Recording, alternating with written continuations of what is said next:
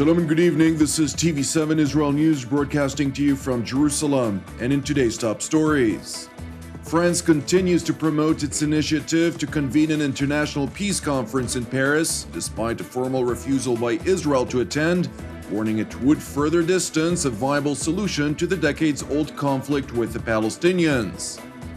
Iran's top diplomat Mohammad Javad Zarif became the first foreign minister to meet Lebanon's newly elected president, a move that underscores Tehran's struggle for influence in Beirut with its regional arch-rival Saudi Arabia. The Turkish armed forces dispatched additional military personnel to its border with Iraq, a few days after deploying tanks and other armored vehicles in the area. France continues to promote its initiative to convene an international peace conference in Paris, despite a formal refusal by Israel to attend. During a meeting in Jerusalem between French Special Envoy to the Israeli-Palestinian peace efforts, Pierre-Yves Vimont, and Prime Minister Benjamin Netanyahu's National Security Advisor, Avriel Bar-Yosef, Israel rejected France's invitation, warning it would distance the prospects of peace. That said, when the French envoy arrived in the West Bank city of Ramallah for talks with the Palestinian leadership, President Mahmoud Abbas welcomed the Paris initiative, emphasizing the dire need to restart the long-stalled process with international backing. Palestinian chief negotiator Saeb Erekat revealed following the meeting between the French diplomat and the Palestinian president that France intends to issue the invitations for the International Peace Conference in December. The Palestinian chief negotiator also lashed out at Israel's decision to reject the conference, accusing Prime Minister Benjamin Netanyahu's government of seeking to advance a one-state solution with two political systems, rather than the international aspiration of advancing a two-state solution. As expected, the Israeli government had unequivocally rejected the French initiative. They rejected before to implement the agreement signed.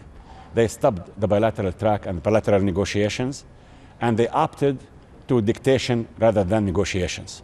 This Israeli government is strategizing on dictation rather than negotiations.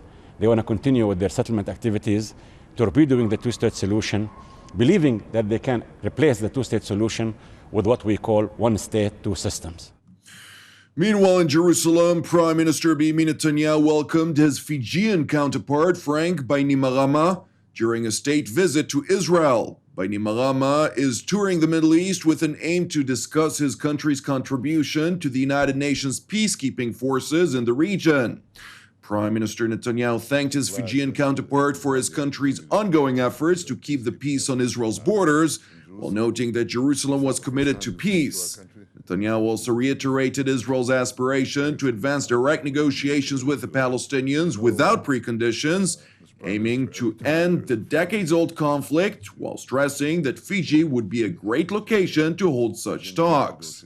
I'm glad that you had the opportunity to help us with the peacekeeping efforts. They're not easy. The quest for peace is difficult, but we remain committed to it. And you know, Mr. Prime Minister, every time there is a foreign leader here, stands here, I always say, look, I'll be happy to begin peace negotiations without any conditions, of course, but direct negotiations with President Abbas. Why don't you invite me to your country? And I mean it when I say it. But in your case, on Fiji, in your beautiful country, I really mean it. And I will not regret if the negotiations take another week, it'll be fine. The Fijian Prime Minister thanked his Israeli counterpart for his hospitality and asked for Israel's help in combating climate change, among other issues, and invited Netanyahu to visit the Pacific island. We are here to help. We are here to keep the peace, and that commitment will continue now and in the years ahead. I'm also looking forward to Israel's support, sir, on a range of issues, on medical, on renewable energy, including agriculture, and especially our effort to draw global attention to the need for more decisive action on climate change. The rising sea levels and extreme weather events associated with climate change threaten our very existence in the Pacific. And we need the support of Israel and every nation as we take the fight to Morocco later on in the week in COP22, later in the month. After meeting Netanyahu, the Fijian Prime Minister also visited Jerusalem's Holocaust Memorial, Yad Vashem, where he attended a ceremony at the museum's Hall of Remembrance, where he laid a wreath to commemorate the 6 million Jews murdered during World War II. Now to Lebanon, where Iran's top diplomat, Mohammad Javad Zarif, became the first foreign minister to meet Lebanon's newly elected president, a move that underscores Tehran's struggle for influence in Beirut with its regional arch-rival Saudi Arabia. ما معتقدیم که مردم لبنان نشان دادند که امکان رسیدن به راه حل قابل قبول برای همه یا اونچه که به عنوان راه حل برد ازش یاد میشه وجود داره و امروز همه منطقه و مردم لبنان خوشحالن از اینکه لبنان به این نتیجه رسیده. امیدواریم دیگران هم بتوانند بپذیرند که منطقه ما تنها با راه حل سیاسی در سوریه، در عراق و در یمن به نتیجه میرسه در ضمن مبارزه با تروریسم. The newly elected president, Michel Aoun, a former army commander, was elected by the Lebanese parliament as president last Monday, ending a 29-month presidential vacuum. Aoun is a Christian leader and close ally of Lebanon's most powerful organization, Hezbollah, which is Iranian-backed, opening the door for the Islamic Republic to exercise more of its influence in the small and strategic country, which borders Israel, Syria, Turkey, and the Mediterranean Sea. That said, the Iranian top diplomat stressed prior to a meeting with Lebanese Prime Minister Saad Hariri, a Sunni Muslim leader backed by Saudi Arabia, that he would emphasize Iran's determination to cooperate with all ethnic groups in the country. هم در ملاقات با جناب آقای سعد حریری بر اراده جمهوری اسلامی برای همکاری با همه مردم لبنان از همه گروه‌ها و طوائف تأکید خواهم کرد و بر اهمیت تعیین مسیر مردم لبنان توسط خود مردم لبنان. During the day, the Lebanese president also met an envoy sent by Syrian President Bashar Assad. Mansour Azzam, who is head of Syria's presidential affairs, greeted Aoun on behalf of Bashar Assad, saying he hoped Aoun's election would contribute to stability in Lebanon and in the region, while emphasizing the relations between Damascus and Beirut would remain as it was prior to the raging war in neighboring Syria. لم يكن هناك صفحة قديمة حتى يكون هناك صفحة جديدة، هي صفحة مستمرة إن شاء الله في علاقات متواصلة ومتوازنة، والعنوان الرئيسي لها هو المصلحة المشتركة للبلدين. The Sunni Muslim Saudi Arabia and the Shiite Islamic Republic of Iran have for years backed opposing forces in Lebanon as well as in Yemen, Iraq, and Bahrain. The two arch-rivals have broken diplomatic ties earlier this year after Riyadh executed a Shiite Muslim cleric and a subsequent attack by protesters on the Saudi embassy in Tehran. Now to Turkey, where the Turkish armed forces dispatched additional military personnel to Silopi in Sirnak province near its border with Iraq, a few days after deploying tanks and other armored vehicles in the area.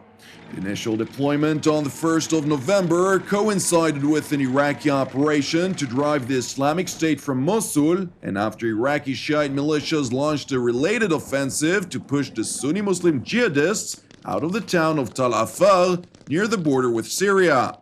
The Shiite militias, part of the Iraqi army and Kurdish Peshmerga coalition, launched the Tal Afar offensive last Saturday.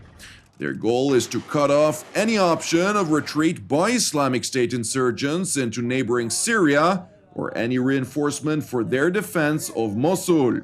The town, however, with its ethnic Turkmen population, has historic and cultural ties to Turkey, prompting the Turkish show of force. Thank you for watching us. Praying for the peace of Israel and the peace of Jerusalem. I'm Jonathan Hessen. Have an Erev Tov, and we will see you again tomorrow at the same time.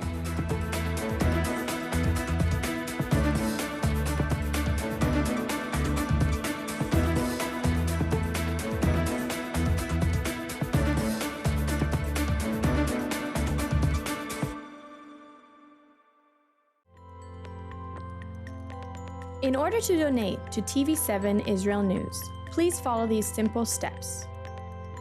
First, press the Donate logo, located at the bottom left side of TV7 Israel News Facebook page, or on the Donate tab at the head of the page.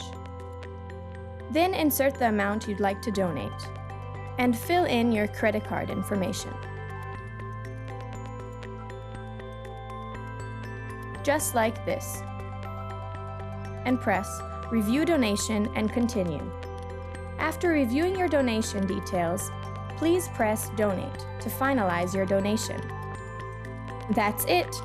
Your donation is now complete, and an email with your donation details has been sent to your email address. You can also print your donation receipt by pressing the link here.